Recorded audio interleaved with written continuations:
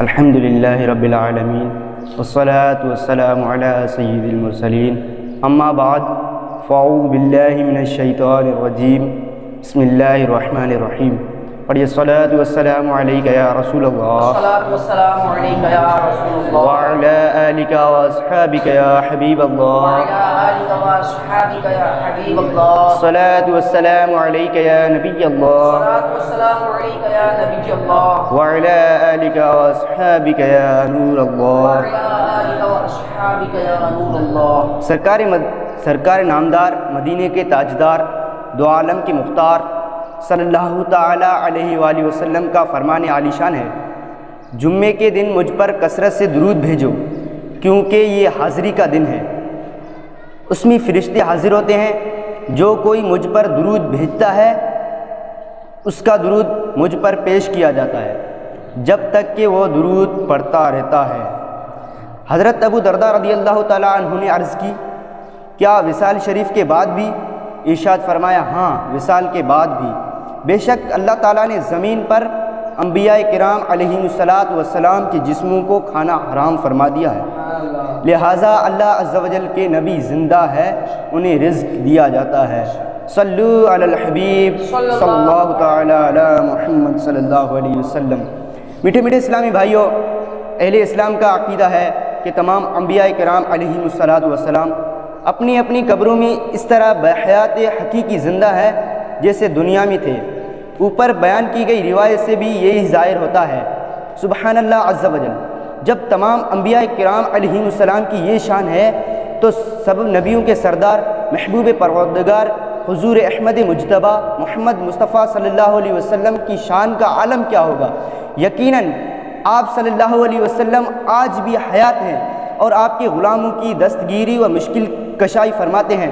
مگر ہماری کم بین کمزور نگاہیں آپ صلی اللہ علیہ وسلم کو دیکھنے سے قاصر ہیں۔ سیدی اعلیٰ حضرت امام اہل سنت مولانا شاہ امام احمد رضا خان رحمۃ اللہ تعالیٰ علیہ کیا خوب فرماتے ہیں، تو زندہ ہے واللہ، تو زندہ ہے واللہ، تو زندہ ہے واللہ، تو زندہ ہے واللہ، میرے چشم عالم سے چھپ جانے والے۔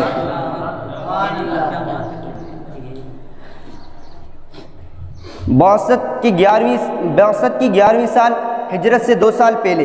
27 رجب المرجب پیر شریف کی سہانی اور نور بھری رات،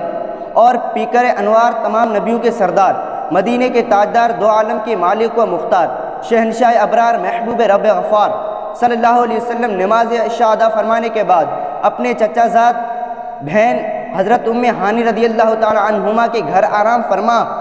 ہیں کہ دولت خانہ اقدس کی مبارک چھت کھلی۔ حضرت جبریل علیہ السلام نیچے تشریف لائے اور آپ صلی اللہ علیہ وسلم کو ام ہانی رضی اللہ تعالی عنہ کے گھر سے مسجد حرام میں لا کر حتیم کعبہ میں لٹا دیا۔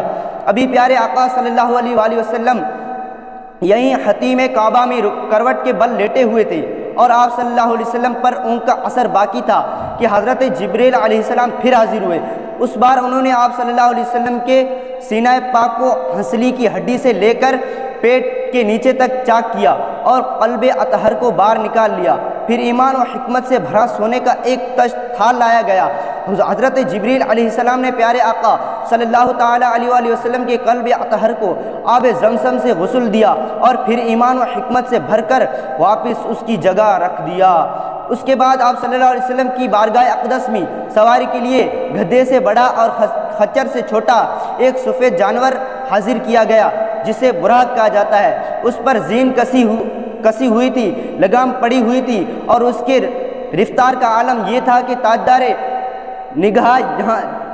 تحد نگاہ جہاں تک نظر پہنچتی ہے وہاں اپنا قدم رکھتا۔ بلندی پر چڑھتے ہوئے اس کے ہاتھ چھوٹے اور پاؤں لمبے ہو جاتے اور نیچے اترتے ہوئے ہاتھ لمبے اور پاؤں چھوٹے ہو جاتے، جس کی وجہ سے دونوں صورتوں میں اس کی پیٹھ برابر رہتی اور سوار کو کسی قسم کی مشقت کا سامنا نہ ہوتا۔ سرکار کائنات شہنشاہ موجودات کے